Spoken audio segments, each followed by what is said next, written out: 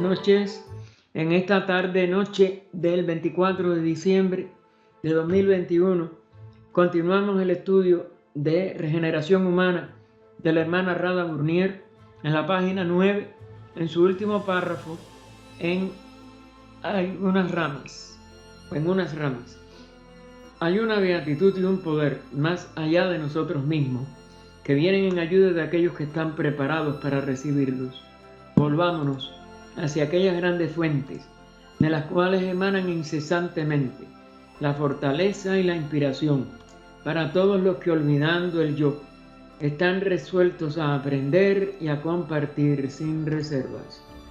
Que aquellos que son la personificación del amor inmortal bendigan con su incesante ayuda y guía la sociedad fundada para que sea un canal para su trabajo. Que ellos le inspiren en su sabiduría, la fortalezcan con su poder y la vitalicen con su actividad. Bien, hermanos, siguiendo la plática segunda, la naturaleza del cambio, de la hermana Radha en este seminario de Narden, realizado en el Centro Teosófico para Europa en 1990. Vamos a continuar con este párrafo que dice: en una rama teosófica, si un grupo quiere organizar cursos sobre fisiología, botánica, etc., lo cual es útil, ¿debería animárseles? Hemos de preguntarnos, ¿útil desde qué punto de vista? No es trabajo de la sociedad teosófica. Claro, estos son, como dijéramos, ramas de la ciencia, del saber, pero material, de la parte de la vida física. Y la sociedad teosófica lo que busca es cómo investigar la sabiduría divina, que es lo que es teosofía. Y esa sabiduría divina, aunque se pueda y deba aplicarse a alguna de estas cosas de las ciencias de objetivas, es una aplicación, pero la investigación nuestra tiene que ser de la sabiduría divina y cómo la podemos incorporar a todo lo que nuestra vida después lo requiera o le sea útil, pero no un mero estudio intelectual que se puede obtener en universidades o en escuelas de arte o lo que sea, porque claro, hay de todos los tipos de conocimiento material. Y para eso existen instituciones de enseñanza. La Sociedad Teosófica es una institución de fraternidad como primer objetivo, pero de investigación de la verdad para poder fundamentar esa fraternidad y que de verdad seamos útiles a todos los seres humanos sin distinción de ninguna clase. Y entonces no es el trabajo de la Sociedad Teosófica ofrecer un conocimiento que sea útil para cosas prácticas como montar un coche o una radio. El conocimiento que nos interesa es esa otra clase de conocimiento que puede indicar el camino hacia una verdad más allá de su propia esfera. Ahora, la humanidad necesita ir más allá de la mente analítica. Es decir, el estado de evolución humana ya ha, como si dijéramos, ampliado y abarcado una gran cantidad de expresiones de la mente que fundamenta todos estos estudios científicos. Pero es necesario que nosotros aspiremos primero y logremos después elevar esa mente a esa sabiduría divina para que podamos de verdad ir, en vez de a un análisis de lo inferior, de descomponer las expresiones aparentemente plurales, complejas, aunque la vida siga siendo una y todo siga siendo una unidad, pero precisamente eso nada más que nosotros lo vamos a alcanzar con una mente de síntesis, con una mente que deduzca desde esa unidad la verdadera posición de sus aspectos manifestados. Y continúa ella, fragmentada. Esa mente nosotros la enfocamos fragmentadamente ¿a través de qué? De las vibraciones aisladas y limitadas de los 5 sentidos. La teosofía nos permite que nosotros podamos, a través de esa mente superior, a través de esa capacidad de síntesis, comprender la unidad subyacente tras la aparente manifestación múltiple o compleja, plural, etcétera, que los sentidos nos hacen, como dijéramos, creer que es una realidad y nada más que constituyen apariencias de estas vibraciones aisladas. Y continúa ella, que siempre esa mente analítica fragmentada, que siempre está diseccionando, es decir, tratando de buscar lo más pequeñito dentro de un conjunto, comparando esto es más importante que lo otro y evaluando, que es otra forma de comparación, pero ahí por el valor, ¿eh? El otro es por las diferencias de expresión o de manifestación. Necesita ir hacia otra clase de percepción, para la cual podemos utilizar la palabra intuición, es decir, la percepción búdica, la percepción unitaria de la vida, que nos permite identificarnos con todo lo que tratamos de comprender, tratamos de realizar, porque va más allá de la comprensión intelectual, es una realización, y ese buddhi, que a la palabra intuición a veces queda un poquitico coja, porque la gente lo ve como una corazonada, como una, no, es una certeza, y es una certeza que une, que de verdad como dijéramos, lo integra todo. Aunque demasiado a menudo esta palabra se utiliza en un sentido equivocado. La palabra buddhi es mejor porque quiere decir despertar de la falsa realidad en la que la mente está cautiva. Aquí ella nos va a la verdadera concepción teosófica y la distinción que hay entre buddhi y como corrientemente, psicológicamente, la mayoría de los seres humanos usamos la palabra intuición en un sentido mental, como algo que esto y lo otro. No. Buddhi es certeza, Buddhi es realización de la unidad de esa vida, etc. En la palabra intuición caben muchas cosas parecidas, pero que no son la realidad superior de la conciencia inmortal en nuestro cuerpo causal, porque Buddhi no radica en el cuerpo mental inferior, sino que es parte de la tríada que se manifiesta en el cuerpo causal y su esencia pertenece aún a un plano superior al del cuerpo causal, a donde radica ese cuerpo causal. Es decir, aquí está lo que en teosofía llamamos el antakarana, el puente que conduce desde nuestra personalidad hacia nuestra realidad de ser inmortal.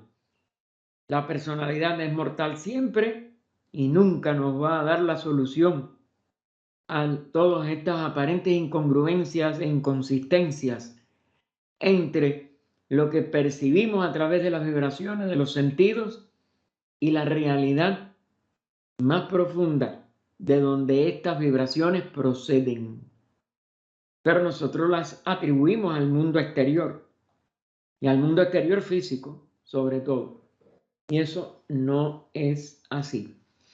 Y continúa Rada, la mayoría de las cosas que nos ocupan, luchas, esperanzas, lo que alguien dijo ayer, lo que queremos hacer mañana, ¿ven? Estamos atrapados, ¿ven? En un pasado con un futuro sin que podamos prestar la suficiente atención al presente, que es la consecuencia. Todo parece importante al momento. Es decir, superficialmente, todo esto en que nos ocupamos, basados en el ayer, en lo que recordamos, en lo que esperamos para mañana, sin prestar atención al momento, al presente, a nuestra verdadera realidad. Eso es lo que nos tiene aprisionados en un punto de la evolución que hay que sobrepasar y que la teosofía nos invita a que nosotros lo podamos comprobar por nosotros mismos si somos capaces de prestar la debida atención. Y pregunta entonces la hermana Rada, produce... No, espérense, yo no había terminado esto, ¿no? Sí, no, solo una pequeña parte de nuestros intereses tienen importancia. E incluso esa, la que tiene importancia, solo la tiene relativamente. Sí, yo había omitido eso. Porque uno se pone a comentar y ya después no se acuerda dónde terminó. Es decir, que los intereses personales, algunos pueden tener algo de importancia, pero nada más que relativa. Solo lo individual es lo que es importante, lo que es permanente. Y lo que no está en la corrupción de este espacio-tiempo en que la personalidad está aprisionada.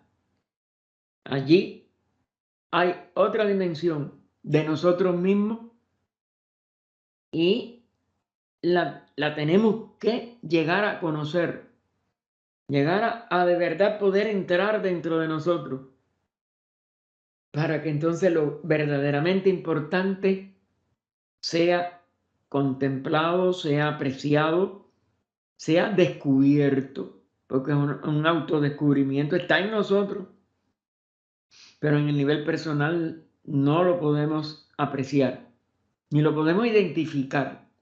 Y por eso caemos en todas las luchas, las esperanzas, es decir, cosas que vienen de nuestro pasado y que esperamos nos conduzcan a un mejor futuro. Y eso no es posible. Esa es parte de un callejón sin salida en que la personalidad se mete y no puede salir. Solamente saldremos o salimos cuando prestamos atención a lo más profundo de nosotros mismos. Y entonces pregunta a ella, ¿produce todo esto un despertar para ver cómo es realmente la vida, su sentido, su profundo significado y su belleza? Es decir, si nosotros dejamos de enfocar nuestra atención a todo lo personal del pasado, a todo lo que nuestra persona espera del futuro, y podemos de verdad profundizar en nosotros mismos y podemos despertar, porque estamos dormidos, esa parte interna nuestra, para poder comprender, para poder realizar ese sentido profundo, esa belleza, ese significado que yace en nosotros mismos, que tenemos que autodescubrirnos. Y vuelve a preguntar ella, ¿hay una manera de pensar de mirar las cosas, que pueda ayudar a todos los seres humanos, no solo a nosotros mismos, a escapar de la prisión del yo, de la personalidad, y llegar a la palabra que es más adecuada, por eso la enfatiza en negrita, realización, de compartir la naturaleza de la vida, de compartir nuestro destino común, porque eso nunca se va a descubrir en un sentido de una personalidad aislada, autoimbuida de que eso es el yo importante, y es lo que nos aprisiona. Por el contrario, si nosotros podemos romper esa prisión y realizamos la naturaleza de la vida y el destino común, es decir, el descubrimiento no solo es dentro de nosotros mismos, sino que abarca al destino común, no a la persona aislada. Ese yo no tiene ningún tipo de importancia. Por eso lo pone ella con minúscula. Pero no lo podemos abandonar mientras no enfoquemos nuestra atención a esta profunda realidad de que no somos ese yo, de que ese yo es un accidente personal, mortal, pero que podemos identificar o realizar dentro de nosotros mismos una conciencia común, una conciencia unitaria, que es la vida total, la vida de todos, si lo quieren poner entonces en este sentido plural. Si pensamos de esta manera, vemos cuán vital es el primer objetivo de la sociedad teosófica: fraternidad universal sin distinciones, porque el destino común es de todos. La identificación de la vida como común, como total, como omniabarcante, rompe la equivocada noción de un yo separado, importante, que nada más que puede pensar en un pasado, el recuerdo de sí mismo o de lo que le han contado de otros, con una esperanza de un futuro para sí mismo. Y eso está condenado al fracaso. La fraternidad, por tanto, nos puede dar la solución. Pero ¿cómo sentir total unidad con las formas que nuestros sentidos captan como nuestros congéneres de evolución, pero de los cuales no sabemos nada, los cuales pueden estar pensando una cosa y nosotros elucubrando que es otra, porque es una elucubración? Y cómo acciones o pensamientos o sentimientos, etcétera, los malinterpretamos de acuerdo a las apariencias de palabras, gestos, actitudes, etcétera. La fraternidad nos lleva, si la sabemos autorrealizar y podemos descubrir lo que ella es en este sentido esencial, que no distingue, que no se separa de nadie, y podemos entrar en nosotros mismos para descubrir que todos los que se creen un yo separado somos nosotros, que todos somos una sola expresión de la vida total.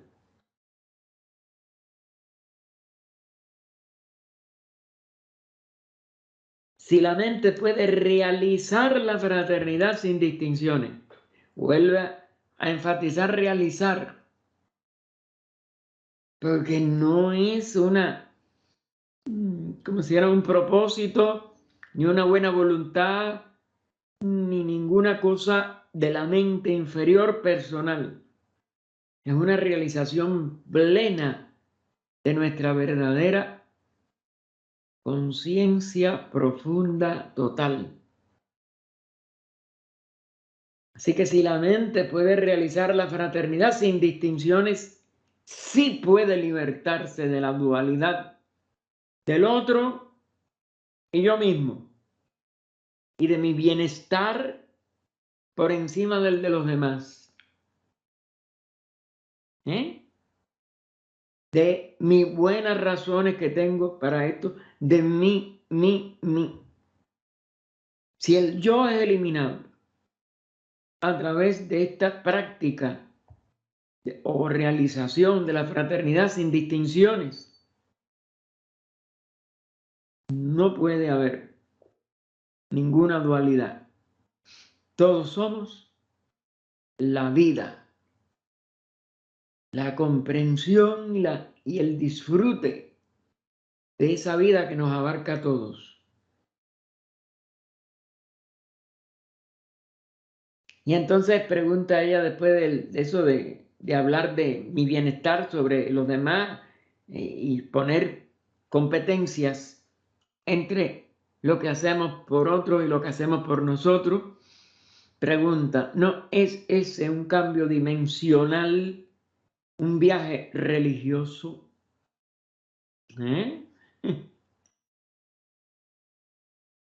La transformación tiene un significado realmente religioso.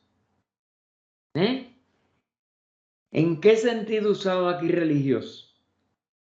En el sentido de religare, de volver a que nosotros podamos entrar en nosotros mismos hasta el nivel de la unidad con todos los demás, con todos los demás. O más bien que no haya nadie más. Porque nuestro redescubrimiento de la unidad del todo, pues es omniabarcante y no es falible. Llegamos a esa religación total y todos quedamos en la unidad. Y todos sentimos esa transformación en el nivel de unidad.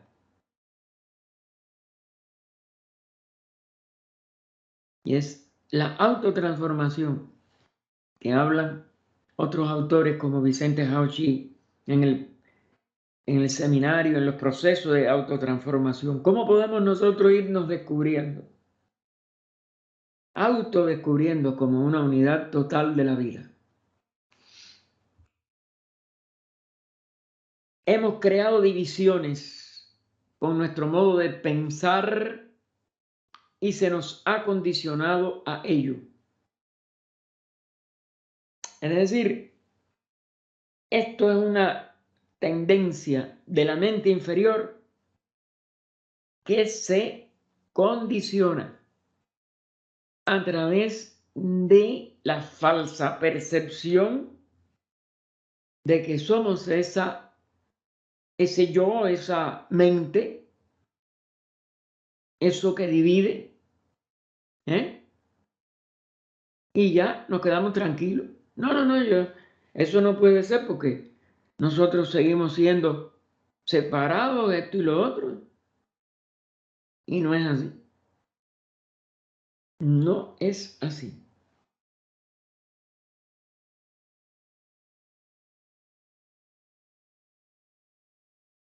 Hemos creado divisiones, bueno, en nuestro modo de pensar y se nos ha condicionado a ello. Si pudiéramos liberarnos, que se puede, lo fundamental es, si decidimos buscar el modo de liberarnos o encontrarlo dentro de nosotros mismos, autodescubrirnos de que sí podemos liberarnos de ese condicionamiento, irradiaríamos paz y armonía.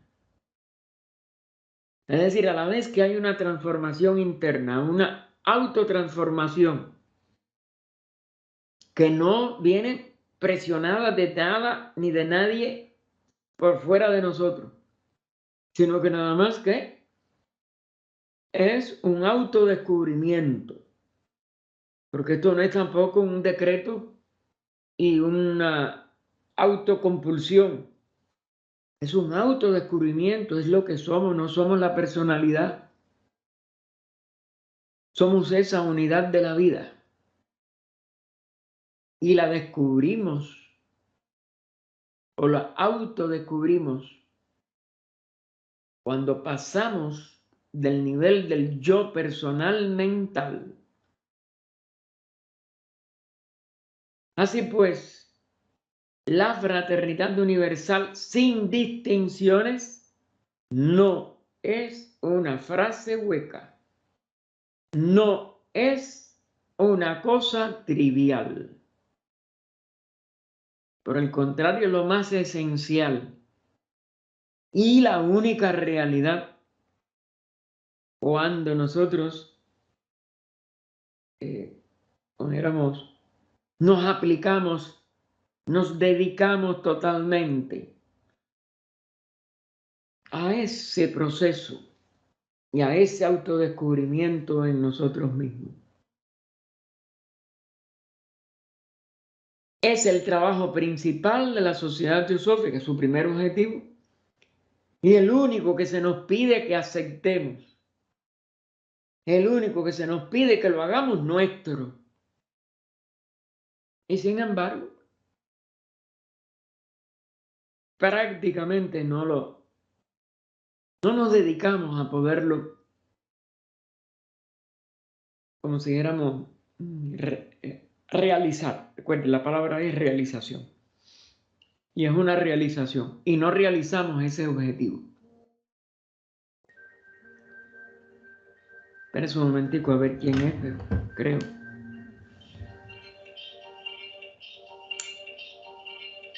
¿No es Danelli? Mira que le digo a Danelli las cosas que yo tengo. Y se le olvidan todo.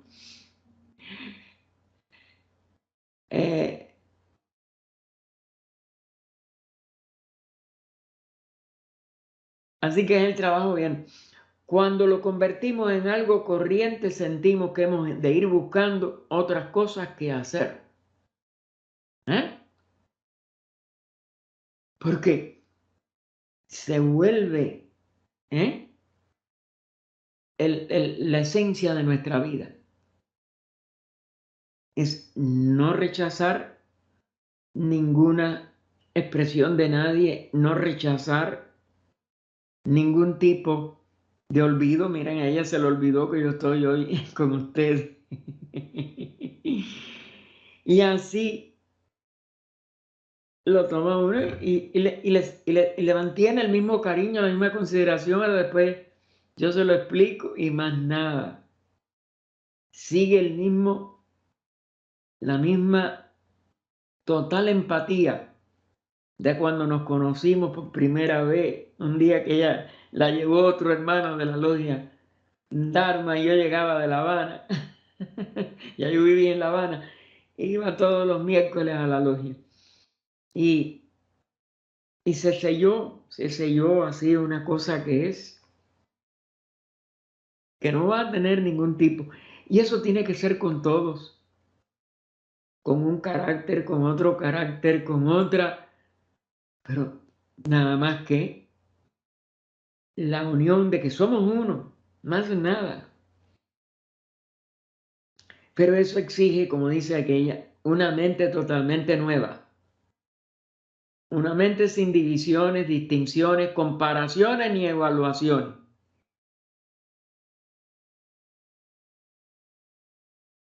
No importa si tiene esta característica, no importa si tiene un olvido, no importa nada. Es uno mismo.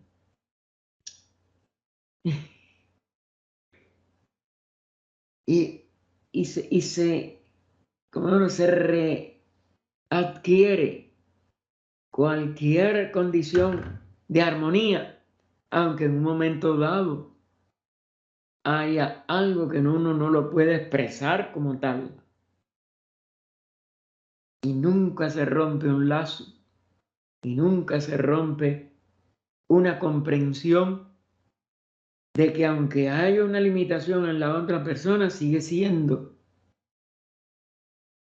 la vida que es mi vida, y que es la vida de todos. Como es natural, estamos muy lejos todavía de esa realización, pero nos acercamos cada vez que así algún, ¿cómo se llama? Algún acontecimiento nos pone ante alguna prueba que va a prevalecer, la unidad y el amor o un tipo de rechazo o de mal pensamiento hacia esa expresión de la vida, que es nuestra vida, que es la vida una. Y continúa ella entre signos de admiración. ¿Qué actividad pionera más maravillosa es tratar de crear un núcleo de fraternidad universal? Es decir, un núcleo que nada lo pueda alterar. No que tengamos que hacerlo con toda la humanidad, porque no los conocemos, porque no. Pero basta que una persona esté y se maraville con la teosofía para que ya sea ese núcleo común, con todos los que estemos. Ay, déjame ver. Espérese un momentico. Daniel, yo estoy en un grupo de estudio, mi niña, los viernes hasta ahora. Hola, padre, perdóname. No. Sí, yo te llamo en cuanto termine, mi niña. Ok, padre. Cariño. Yo sabía que no lo sabía y que no se acordaba. Ay, pobrecita. Y lo que hizo, pero si ella insiste, no le puedo dejar para decírselo después porque le va a dar más pena. Ella me dice padre desde que me conoció. Y de verdad, eso es como una hija. Entonces, fíjense que ella lo pone entre signos de admiración, porque de verdad es una maravilla y de verdad es pionera. Y por eso, lamentablemente, ¿cuántos y cuántas veces hemos fracasado? Porque hay casos como este que nunca voy a fracasar con ella. Pero en otros casos yo he fracasado igual que todos, porque la realización es difícil, hermano. Y la realización es una labor constante y con todo lo que, con todas sus características que a veces no comprendemos, podamos nosotros tener el dharma, el deber, la ley de realizar ese núcleo. No importa sus características, lo tenemos que realizar. Algunas personas preguntan, ¿por qué solo un núcleo? Es evidente que solo podemos empezar con un pequeño grupo que se dé cuenta de la importancia de la fraternidad universal. Claro, ella me ha demostrado que ella es de las que practica esa fraternidad hasta donde puede o hasta donde no se le olvida. No la fraternidad, sino los horarios y las cosas que yo siempre le estoy enfatizando, pero ella no puede unirse por sus diferencias de hora con nosotros, etcétera, a muchas de estas actividades, y aparte tiene una vida verdaderamente que no le queda un minuto, como me pasa a mí con otras actividades, con otras cosas que yo quisiera cooperar. Y se lo tome lo suficientemente en serio, como en el caso de ella, como en el caso de todos los hermanos con los que hemos podido mantener el núcleo desde que nos conocimos. Y es porque ese núcleo necesita de este cemento interno de comprensión mutua, de confianza total mutua, de cimientos verdaderamente inconmovibles. Porque igual a nosotros no vamos a encontrar nunca a nadie. Y muchas personas lo que superficialmente creen que lo que deben es encontrar a alguien igual. No, eso no forma un núcleo. Eso formaría un clon. Y la clonación nada más que es una de las consideramos inútiles cosas externas que se hace con lo físico. Cada ser manifestado es único como conciencia, como vida, en la vida una. Pero su manifestación, pues, no va a seguir el derrotero de nadie. El núcleo no se basa en una clonación de todo, diciendo lo mismo, pensando lo mismo, haciendo lo mismo.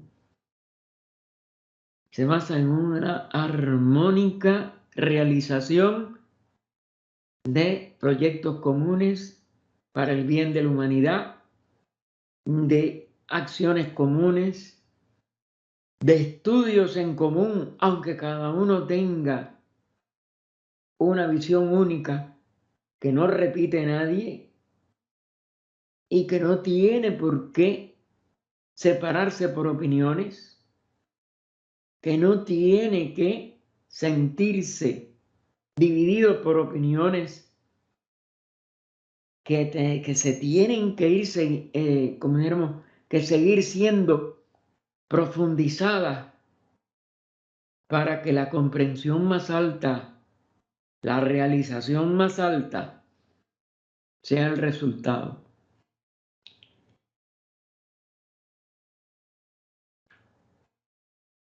Pero un núcleo es una cosa viva y crecerá. Otras personas llegarán a la fraternidad porque verán qué cambio tan glorioso representa. ¿Con qué más podemos empezar? Ahora otra vez entre admiración, ¿qué objetivo más maravilloso tenemos? ¿Y qué inspiración nos proporcionará si comprendemos el cambio fundamental que ello implica? Y sí, cuando uno ya ha tenido muchos de estas experiencias con muchas expresiones, a veces totalmente diferentes a nosotros, pero compartiendo el mismo esfuerzo por servir a toda la humanidad a través de un núcleo vibrante, eso deja cosas inolvidables. Eso deja sellos indelebles en la unión de amor entre todos los que hemos logrado algo de ello, aunque no sea perfecto todavía. Porque bueno, lo perfecto en la manifestación nunca va a llegar. Pero bueno, sí vamos viendo cómo va aumentando y aumentando y aumentando cada vez en riqueza de expresiones sin que se sacuda la firmeza de la unión fraternal. Estamos acostumbrados a las palabras. Ese es el problema. Aquí nos recuerda, ¿no?, a Krishnaji. La palabra no es la cosa, pero es que la palabra es lo único que nos sirve para comunicarnos. Y a veces para que la comunicación sea incorrecta, o limitada, o equivocada. Pero no podemos dejarla de usar, excepto cuando estamos prestando atención pura a nosotros mismos, que es la oportunidad de poder eliminar las palabras. Y a veces eventualmente nos puede llevar en una de nuestros estudios, reuniones, propósitos de una sesión, cualquiera que sea, bien que haya una persona usando la palabra, bien que seamos nosotros mismos, bien que sea cualquiera, o se vayan sucediendo opiniones en un conversatorio, la atmósfera cambia si de verdad estamos en el espíritu de esa fraternidad. Y se puede sentir, aunque no sea en reuniones presenciales, como hemos visto en estos 2 años que ya llevamos, con mayor número de reuniones no presenciales que presenciales.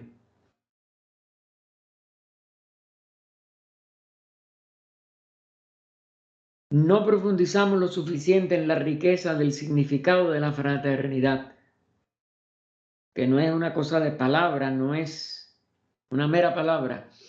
No nos tomamos la molestia de descubrir que cuando la fraternidad sin distinciones se convierta en una realidad a un nivel amplio de la humanidad, habrá una mente llena de satisfacción, como lo vemos ya aún en un pequeño núcleo, amor, fortaleza, sabiduría, de todo. Como la totaliza ella, Señor. De modo que no se trata de una tarea ordinaria, ni superficial. Se trata de una tarea inmensa y reconfortante y que nos puede llevar al verdadero estado ese búdico, que en español para mí la mejor palabra es de bienaventuranza. Que uno pasa un rato y uno está en un sentido de bienaventuranza, que nada ni nadie nos los puede, como si dijéramos, variar o echar a perder, entre comillas, porque de verdad es eso, el estado ese de satisfacción, amor, fortaleza, sabiduría. Eso no tiene comparación con nada del mundo exterior, hermano. Y eso sucede en algunas de las reuniones de núcleo, al menos, cuando de verdad hay una atmósfera que lo posibilita. Sri Sankaracharya dice en una obra titulada Autoconocimiento, esa no creo conocerla: ¿quién es más loco que el que neciamente se esfuerza en su propio beneficio? Claro, porque es una personalidad que está llamada al fracaso. Y nosotros en muchas encarnaciones tenemos que haber cometido eso, y en esta misma quizás a veces equivocadamente, aunque no sea con intención, por resortes de la subconsciencia o de la mente que analiza y que nos dice esto es bueno, vamos, y no es bueno, es algo totalmente que no tiene esa calidad de el beneficio para los demás, sino que subconsciente o inconscientemente queremos un cargo, una posición, una dulonería de alguien, y muchas cosas. Y todo eso nunca llega a ser de verdad beneficio verdadero y por tanto es una forma de expresión de locura, como escribió Sankaracharya en esa cita que ella hace de la obra Autoconocimiento. Claro, conocernos a nosotros mismos nos lleva, eso es imposible. El que trabaja para el yo personal nada más que se está hiriendo a sí mismo, se está desengañando a sí mismo a la postre, o a la corta o a la larga. Puede ser más rápido, puede ser más lento la decepción, pero es fracaso total. El yo personal nada más que nos lleva a sufrimientos en cualquiera de sus manifestaciones y nos saca de la bienaventuranza que hablábamos. Y entonces ella dice, ya sea de una manera pequeña, en un círculo reducido, o agresivamente en un campo más amplio, ¿quién es más loco que el que se esfuerce en su propio beneficio?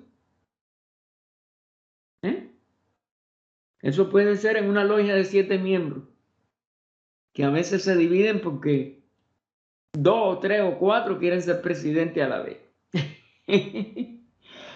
Imagínense los millones y cientos de millones que se fajan por la política, etcétera,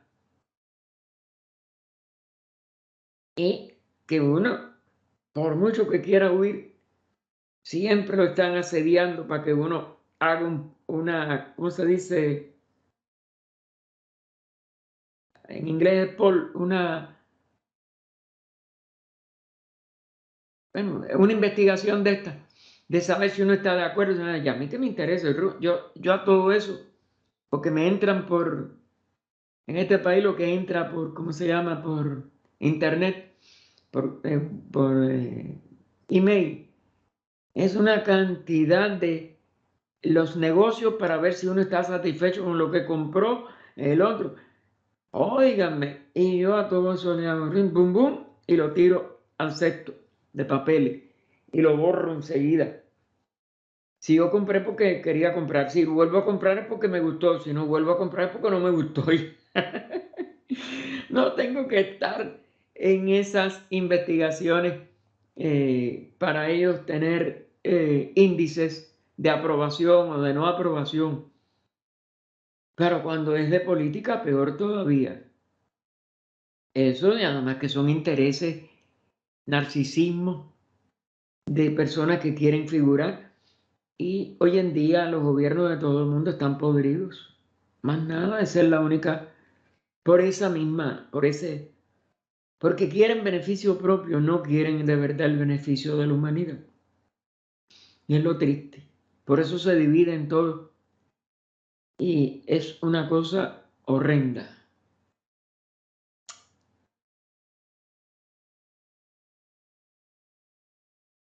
Es la suprema ignorancia, suprema ignorancia, la que hace que uno viva y trabaje para sí mismo, claro. En primera, uno si logra algo, lo único que gana es un mal karma por egoísmo.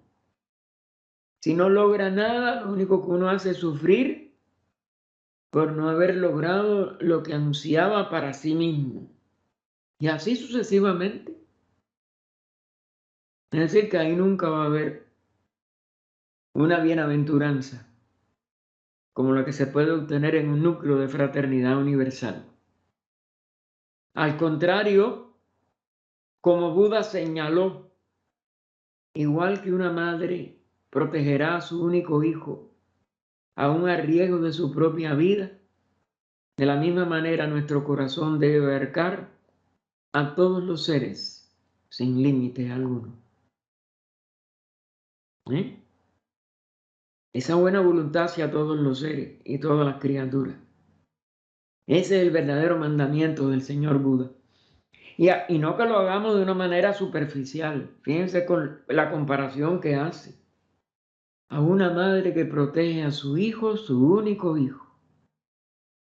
Así que nuestra buena voluntad, que nuestro buen proceder, que nuestros buenos propósitos, que nuestras buenas acciones, que nuestros buenos pensamientos y sentimientos sean la esencia de esa misma bondad de una madre a su único hijo. Pero nosotros hacia todos los seres y todas las criaturas, pero sobre todo los que sufren. Claro que tenemos que abarcar en primer lugar a los que están sufriendo, pero después a todos los seres, porque la humanidad entera sufre por algo. Si no, no estuviéramos encarnados.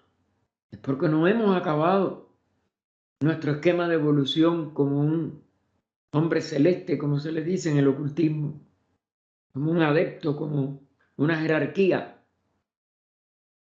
Porque enseguida que el ser humano abandona el reino humano, está ya dentro de una jerarquía superior a la humana, protegiendo a la humanidad. La gran fraternidad de adeptos, la gran fraternidad blanca, ¿cómo se le dice también? Bueno, los santos, la comunión de los santos, perdón. La comunión, porque es comunión de los santos, es eso, una jerarquía. Es decir, el nombre no importa que se le dé en filosofía o nada. El ser que logra esto entra en la comunión de todos los seres y de todas las criaturas que han completado su evolución individual y por eso entran en la unidad.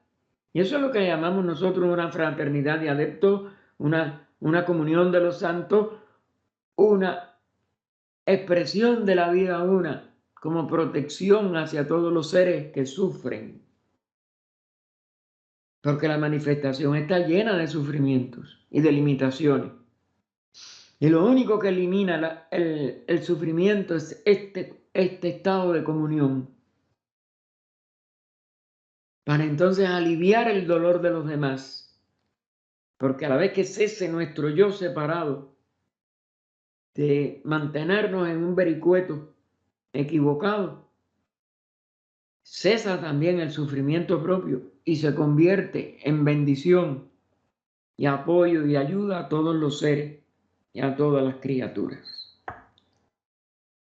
Aquí termina esta segunda la plática de la naturaleza del cambio. Vamos entonces, déjame ver dónde quedé en la parte anterior. Tengo que ir, creo que a la página 34, si mal no recuerdo. Anoté ahí, no sé, a veces anoto bien, a veces no anoto bien. Vamos a ver la 34. Para entonces las preguntas y respuestas de esta segunda parte. No, me pasé.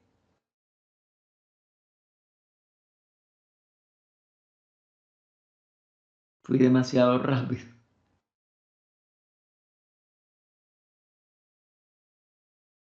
Ya estoy en 36.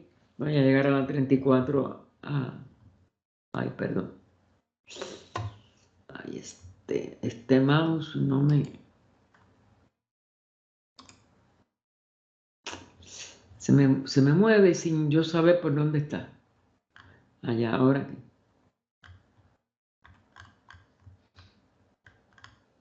34. La naturaleza del cambio. Aquí tenemos la segunda plática, las preguntas y respuestas, hermano. Así que aquí quedó.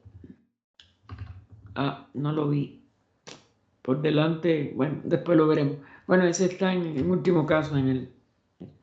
Vamos a seguir porque si no perdemos mucho tiempo y ya queda menos de media hora. Dice la regeneración, la primera pregunta que le hace. La regeneración se ha descrito como un movimiento desde el egocentrismo al altruismo. Perdón, papá. Dime. ¿No es la regeneración y los objetivos de la sociedad teosófica? No, estábamos en la segunda. Nosotros estábamos en la segunda plática que se llamaba La naturaleza del cambio. Allí terminó. Página 10, no 34. Pero allí terminó. Ahora vamos a las preguntas y respuestas, mi niña. No me entendiste lo que yo quise decir. Gracias por darme sí la página que terminé. Mira, ahí termina esa plática. En la página 10. ¿Te das cuenta? Ajá. Entonces nosotros ahora vamos a las preguntas y respuestas como hicimos con la primera. Que le hicieron errada. Ahora me entendiste. Y entonces por eso pasé a la 34, que es donde vienen las preguntas y respuestas de esta segunda plática. La naturaleza. Ok, ya. Ahora sí, niñita. Ok. Gracias. No, gracias a ti porque tú pensaste que ya me había tronado completo. Y a veces me trono así, me trueno. Porque de verdad que mi mente no siempre está alerta. Pero aquí vamos a seguir lo que hicimos con la primera. Vamos ahora a las preguntas y respuestas, porque si no tendríamos que volver y ya no nos acordamos de lo que ella dijo. De todas maneras, hay muchas cosas que uno no se acuerda. Y quizás alguno de ustedes pues tenga que volver atrás para después entender bien la naturaleza de la pregunta que le hicieron. Y empiezan con una introducción. La regeneración se ha descrito como un movimiento desde el egocentrismo, claro, por eso es que el primer objetivo de la sociedad de fraternidad universal es la que lo, vamos a decir, la que lo caracteriza, vamos a decir, hasta el altruismo, porque la fraternidad universal es altruista. Pero Krishnamurti decía que no existe la evolución psicológica. ¿Cómo podemos comprender la diferencia? Y fíjense, en el fondo, en la misma forma de hacer la pregunta, ya está parte de la respuesta. Vamos a ver lo que después ahora Rada contesta y los demás. Que recuerden que aquí hay iniciales que ya yo no me acuerdo, yo no traje eso de Cuba, yo los tenía todos los participantes, porque eso se publicó mucho en el Theosophy del año 91 o fines del 90, porque esto se hizo en julio, si mal no recuerdo, del 90. Creo que dentro del Theosophy del 90 debe de estar.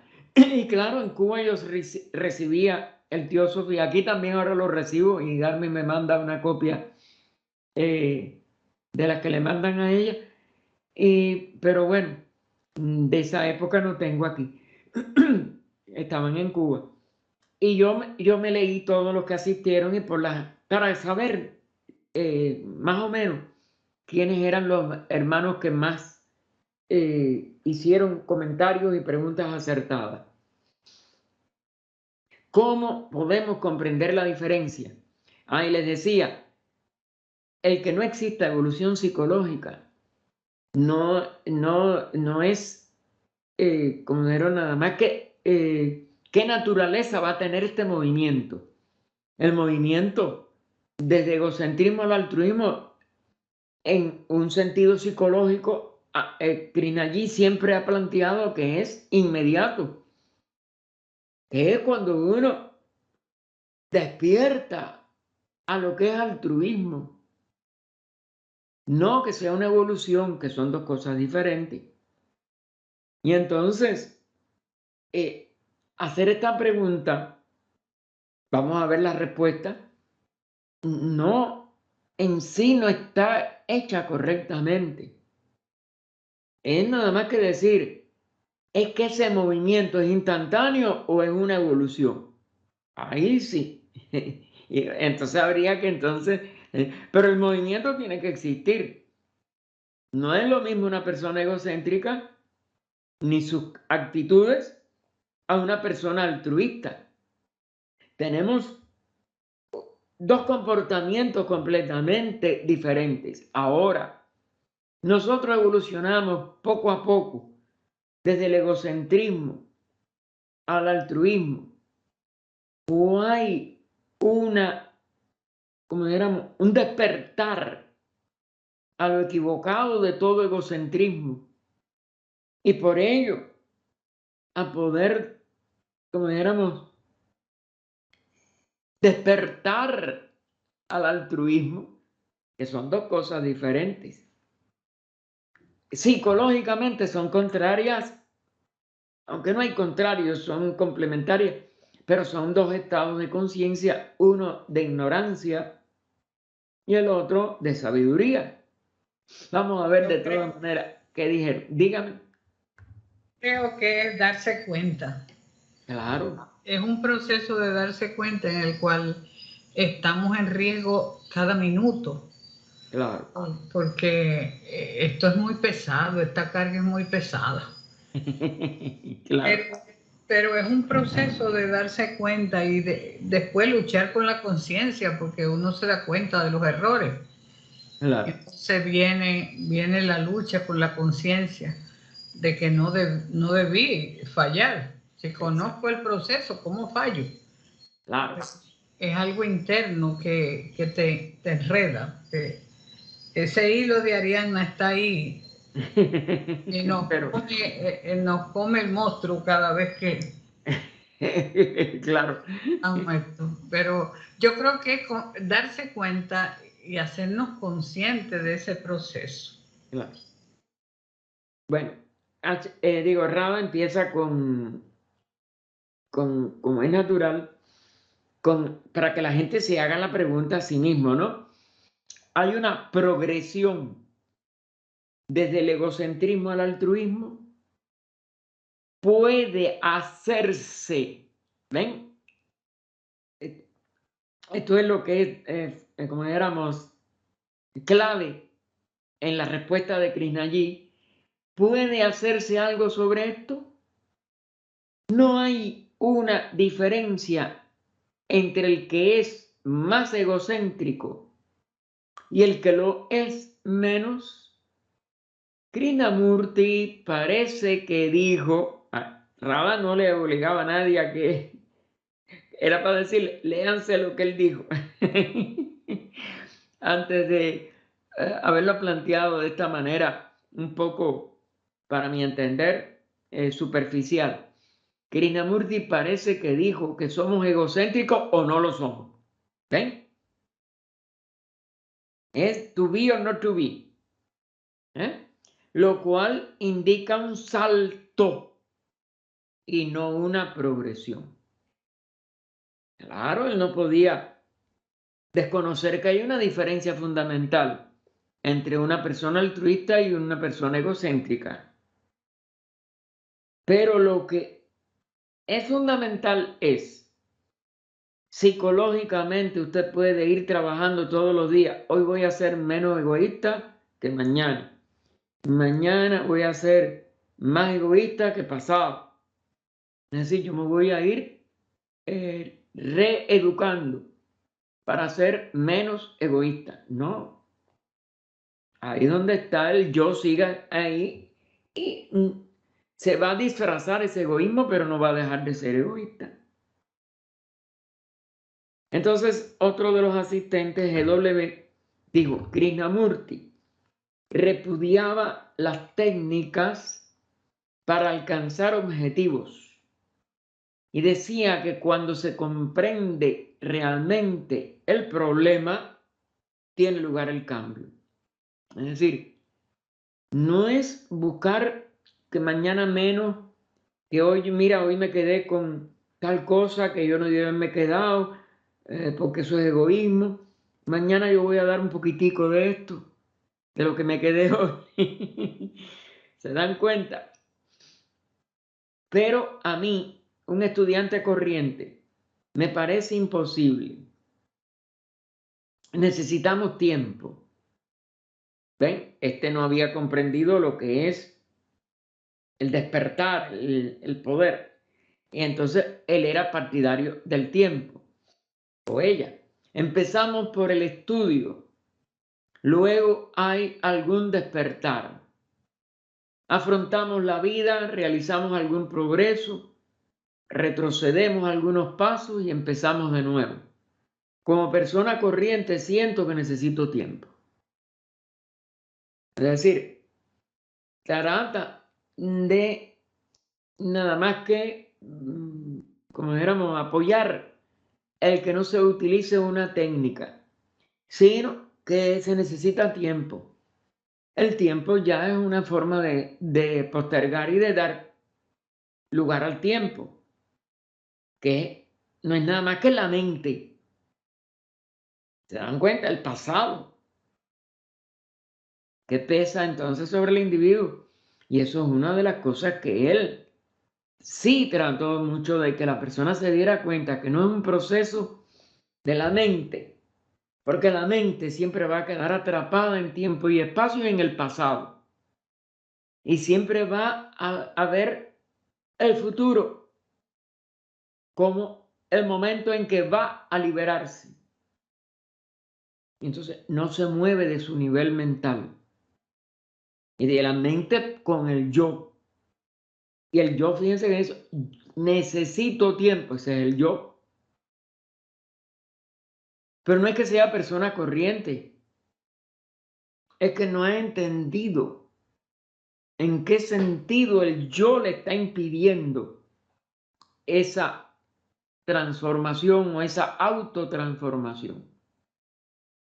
AR, que es otra de las personas presentes, dice: cuando un hombre se detiene ante una casa en llamas y oye a un niño gritar en el interior, de repente su conciencia cambia radicalmente.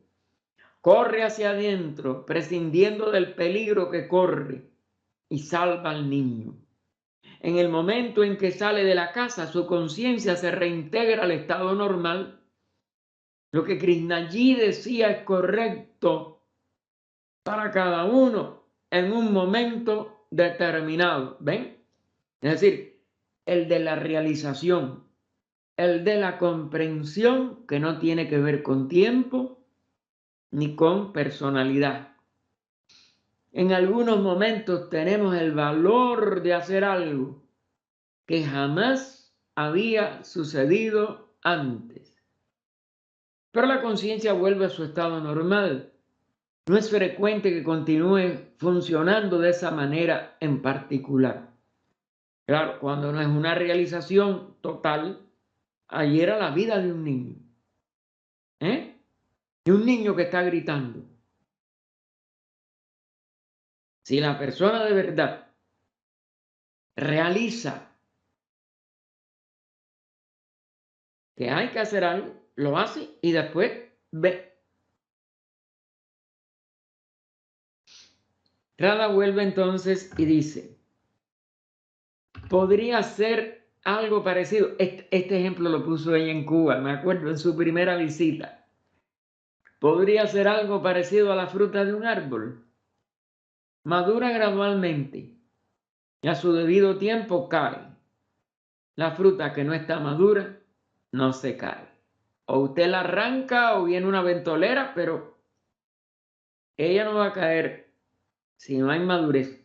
Es decir, es lo que quiere decir, adentro sí hay un proceso de maduración, conocernos a nosotros mismos. Eso es correcto. Adentro sí hay algo interno que de verdad, porque eso a mí me pasó en México hace muchos años, fue a un congreso teosófico, creo que fue en el 84, si no me equivoco, y yo estaba en el lugar, yo creo que se lo conté una vez, y yo estaba en el lugar, y en un lugar que era un risol, ¿no? ¿Verdad? Sí, claro. Y un carro se metió por los senderitos que tenía y iba a atropellar 2 niños. Ay, qué horror.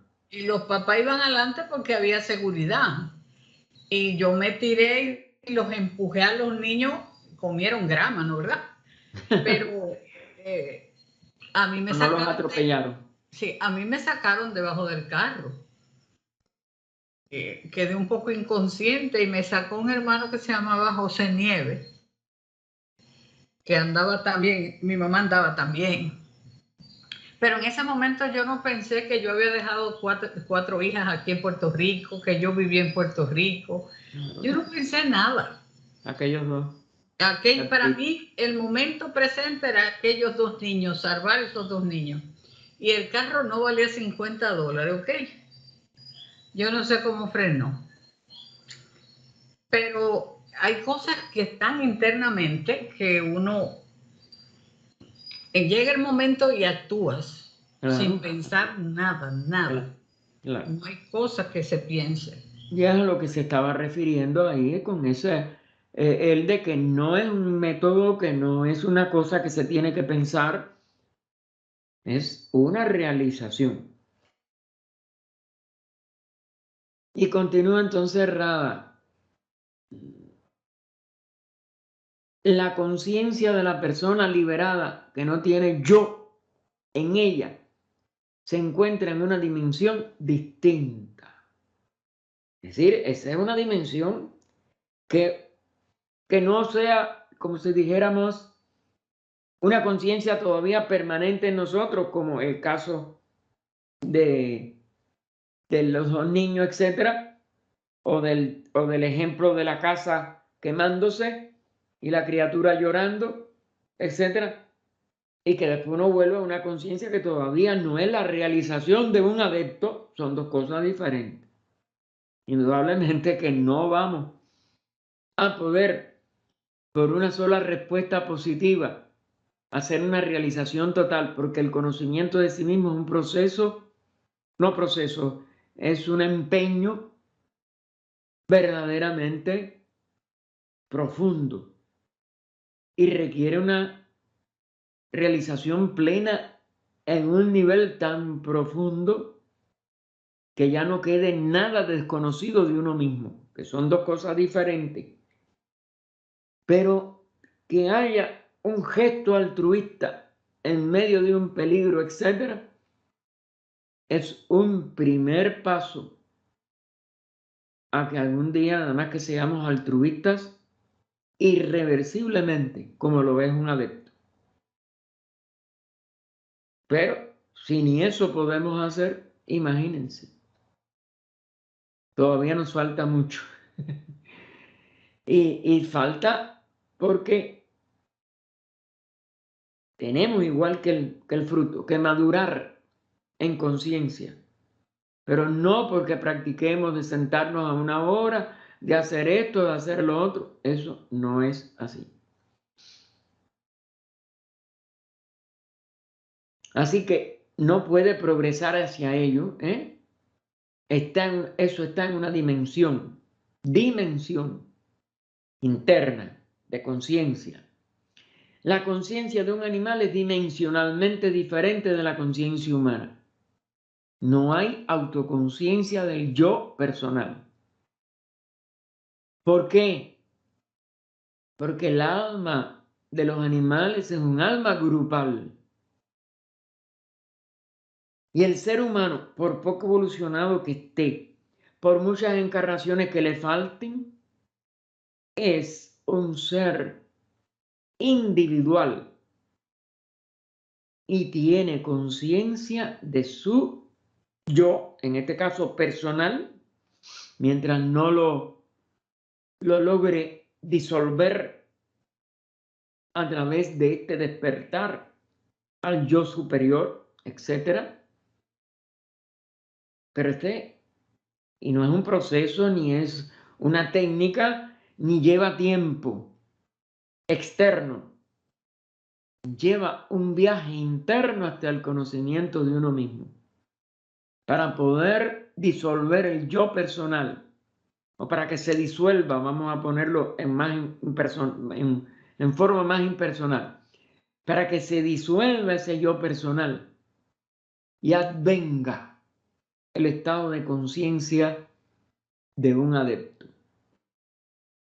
Porque hay que entrar en uno mismo y descubrirse en la realidad de la vida una y de su bienaventuranza. El perrito que suele venir por aquí nos ve sentados y juntos y hablando durante más de una hora, pero no puede entender el tema del que estamos tratando. Claro, ¿cómo le vamos a pedir al pobre animalito que entienda el lenguaje humano. Igualmente, la dimensión de libertad en la cual vive la conciencia del individuo liberado, el adepto, el que ya es de la comunión de los santos, de la fraternidad de adeptos, es completamente distinta de la nuestra. La dimensión de esa libertad. Ese es el único que es altruista al 100%. Hay que cambiar nuestra dimensión de conciencia. Tenemos que abandonar la separatividad del individuo y de la personalidad. Son dos pasos. Personalidad, individuo. ¿Alguien decía algo? Como dicen en Puerto Rico, 24/7. Sí, las 24 horas, los 7 días de la semana, correcto. 24/7. Por eso es una dimensión que nosotros no podemos decretar. No, ya yo no voy a ser más egoísta. Mañana yo soy altruista al 100%. Y como ya le pusimos el yo, estamos fracasados.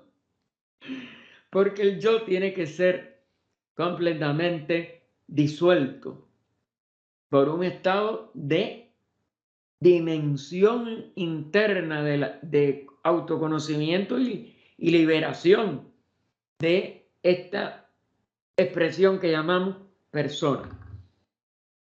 En este sentido, o estáis ahí o no lo estáis. Hay un chiste sobre una persona que está un poco embarazada.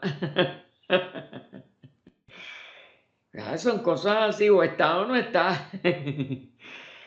El que es algo egoísta, es egoísta. Que no tenga ambición de llegar a ser presidente de Estados Unidos porque sabe que no lo puede ser. Es otra cosa.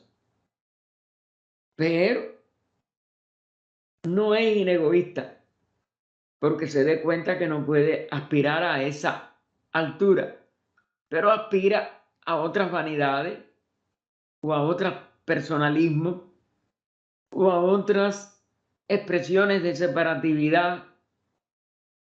¿Se dan cuenta? ¿Por qué? Porque el autoconocimiento no lo tenemos. Porque el estado de bienaventuranza del que se conoce a sí mismo nos es ajeno. Y no lo vamos a obtener por pasos desde el egoísmo a ver cómo yo lo elimino hoy, mañana elimino otra cosita y mañana otra. No. Es una dimensión de conciencia que nos hace nacer inegoístas o renacer. Es el segundo nacimiento, hermano. El que se siente un poco separado, está separado. Así pues, o bien una persona es egoísta o no lo es. Eso es lo que quería decir Krishna allí. Y por eso no hay una evolución psicológica. Las psicologías son calidades del autoconocimiento, de la conciencia de uno mismo. Y ese es el cambio psicológico total. O no hay cambio todavía.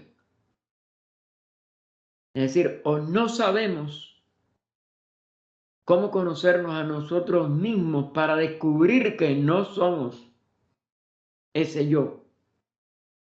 Que el egoísmo es algo, como si dijéramos, inútil desde el punto de vista de la vida en sí misma. Y un maya desde el punto de vista del autoengaño personal. Por eso el que se conoce a sí mismo, desaparece su egoísmo. Porque se reconoce no como un yo personal. Se autodescubre como esa vida total. y abarca entonces a lo que es. Esas sí son palabras de lo que es.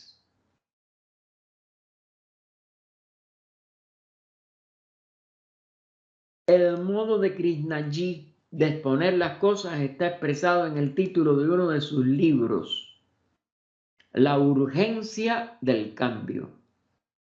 Este es un grupo de enseñanzas de él, que quizás fue un ciclo o algo, o de varios ciclos, no sé, porque muchas de estas cosas las hizo él mismo o las recomendó él mismo, pero indudablemente que él no escribió ningún libro, recuerden esto. Son recopilaciones de lo que él hablaba, de lo que él explicaba, de lo que él exponía. Todos nos contentamos con pequeños progresos y nos gusta ir poco a poco. Esa es una de las características de la personalidad. No, hasta hoy yo no puedo nada más que llegar hasta aquí. Mañana yo voy a ir un poquitico más lejos. Pasado yo voy ahí. Y nos hacemos propósitos. Ahora viene la gente haciendo propósitos de año nuevo que no sirven y que no aprovechan. No es que no sirvan. El propósito de año nuevo puede ser muy de un cambio, de una comprensión. HPV habla de eso. HPV habla de que sí hay un cambio en el planeta. Claro, el año nuevo nunca es el 1 de enero. Hay un cambio, porque el macrocosmo y el microcósmico, recuerden que son dos aspectos de la misma y única realidad.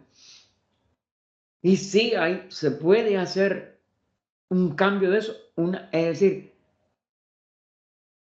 abrirnos a una comprensión en base a estas estaciones del año. Pero tiene que ser eso un autodescubrimiento. No lo vamos a encontrar en ningún almanaque, en ninguna cosa de... No, no, no, no, no, no, no. Es algo a lo que despertamos. Y ese despertamiento produjo el cambio ya, es urgente. Pero tiene que surgir de esa urgencia interior, no solo para realizarnos, sino... Y eso es un cambio interno que es inmediato, urgente, total. Y entonces ella continúa, aunque percibamos cierto egoísmo, decimos, no soy demasiado malo. Después de todo, he cambiado algo en los últimos 20 años, porque de más joven éramos más indiferentes y más viejos a veces nos damos un poquitico de más cuenta de lo que sufre otro, etc. Pero eso no es un cambio, hermano. Es una disminución de indiferencia ante el sufrimiento ajeno, disminución, pero no un autodespertar a cuán egoístas somos. Por eso Radhan dice, pero esto no basta. La pequeña pizca de egoísmo puede inflamarse cuando se la provoca. Es decir, nos vemos en una situación muy grave, nos vemos en una situación de crisis y volvemos al egoísmo de cuando teníamos 20 años. Por eso el sendero del ocultismo está lleno de naufragios. Naufragios.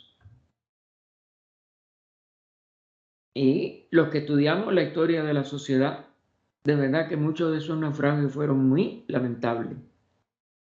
Los Upanishads mencionan el sendero del filo de la navaja, que también está en la novela El filo de la navaja, porque esa frase se hizo, como es natural, famosa.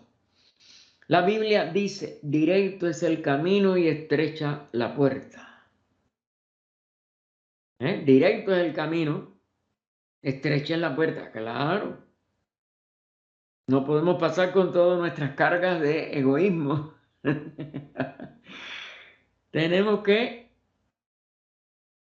conocernos a nosotros mismos en lo esencial y abandonar todo lo no esencial. O hacer que muera todo lo no esencial por comprensión de nosotros mismos.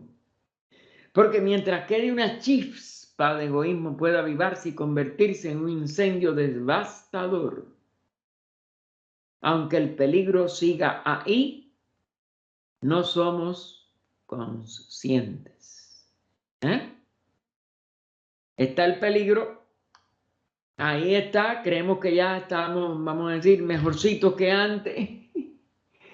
Y en el fondo, si como no nos conocemos a nosotros mismos, como no hemos realizado este proceso de autoconocimiento, de autodescubrimiento, pues caemos en lo que no debemos caer, o en lo que hemos tratado de evitar de caer, pero por cálculo, no por realización.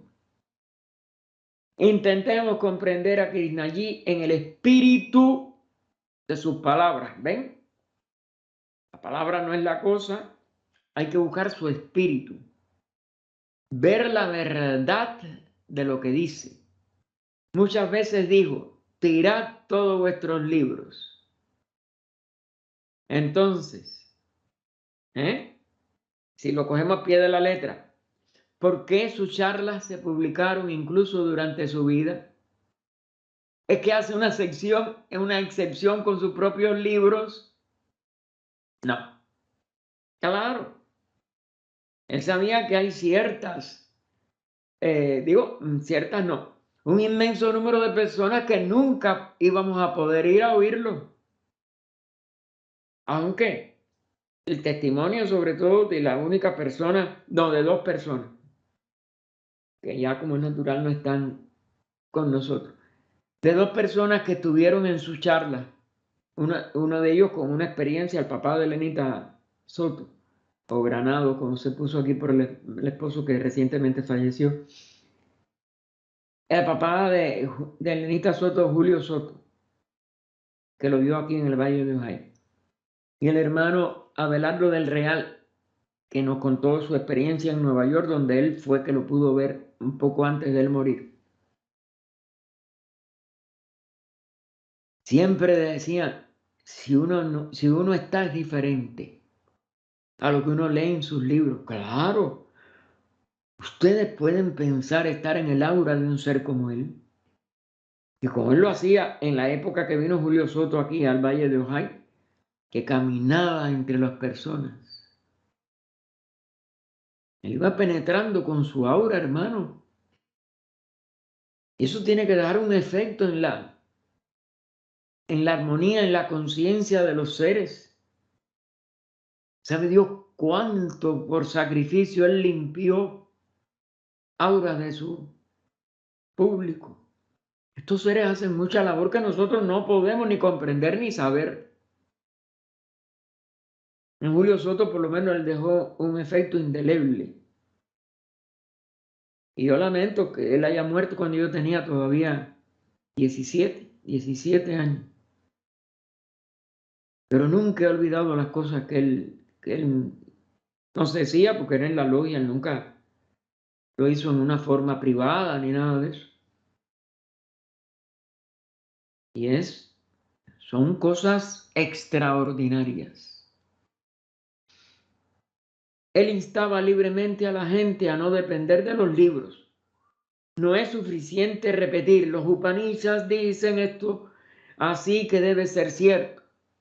No debemos hacer un credo de los libros o leer solo libros y más libros y adquirir conceptos. Es esencial meditar en el verdadero significado de la palabra. Es decir, prestar atención plena en lo que se dice. Mirar en el interior de uno mismo. Darse cuenta por sí mismo de la verdad de lo que se dice. Es decir, no apoyarnos en las muletas de nuestro intelecto para tratar de llegar a algo más profundo con el pensamiento. Tenemos que dejar aquí en la página 35.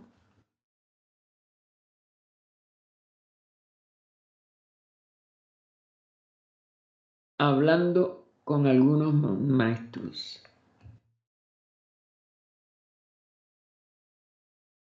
Esto debe estar en alguna de las que vimos sobre la educación, que lo vimos en la logia Nivesen.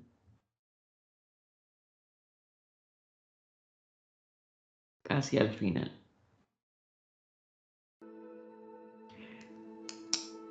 Oh vida oculta que vibras en cada átomo, oh luz oculta que brillas en cada criatura, oh amor oculto que todo lo abarcas en la unidad de cada ser que se sienta uno contigo, sepa que por lo tanto es también uno con todos los demás.